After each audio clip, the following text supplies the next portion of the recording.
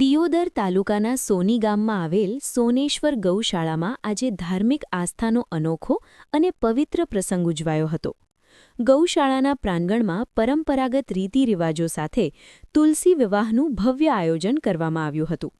આ તુલસી વિવાહ કાર્યક્રમ દરમિયાન વિધિવત રીતે બ્રાહ્મણો દ્વારા મંત્રોચ્ચાર સાથે તમામ ધાર્મિક વિધિઓ સંપન્ન કરવામાં આવી હતી. તુલસી માતા અને ભગવાન શાળીગ્રામના વિવાહને લઈને સમગ્ર ગૌશાળા પરિસરમાં ભક્તિભાવનું અનોખું વાતાવરણ સર્જાયું હતું. ઢોલ નગારાના નાદ, શંખધ્વનિ અને વૈદિક મંત્રોચ્ચારથી સમગ્ર પરિસર ગૂંજી ઉઠ્યું હતું. આ પવિત્ર પ્રસંગે મોટી સંખ્યામાં ધર્મપ્રેમી જનતા હાજર રહી હતી. ખાસ કરીને સોની ગામ ઉપરાંત આસપાસના અનેક ગામોમાંથી ભાવિ ભક્તો તુલસી વિવાહના દર્શન કરવા માટે ઉમટી પડ્યા હતા. ભક્તોએ તુલસી વિવાહના દર્શન કરી પુણ્ય લાભ મેળવ્યો હતો તેમજ ગૌમાતાની સેવા અને ધર્મના માર્ગે ચાલવાની ભાવના વ્યક્ત કરી હતી.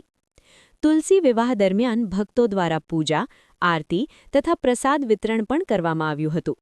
ગૌશાળા ટ્રસ્ટ અને આયોજકોએ ભક્તોની સુવિધા માટે યોગ્ય વ્યવસ્થા કરી હતી. આ પ્રસંગે ગૌસેવા, ધર્મ, સંસ્કૃતિ અને પરંપરાનું મહત્વ સમજાવતા પ્રવચનો પણ આપવામાં આવ્યા હતા.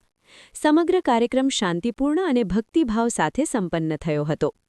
સોનેશ્વર ગૌશાળામાં આયોજિત તુલસી વિવાહ માત્ર ધાર્મિક કાર્યક્રમ જ નહીં, પરંતુ સમાજમાં ધાર્મિક એકતા, સંસ્કાર અને ભારતીય સંસ્કૃતિને જીવંત રાખવાનો એક સુંદર પ્રયાસ બની રહ્યો હતો.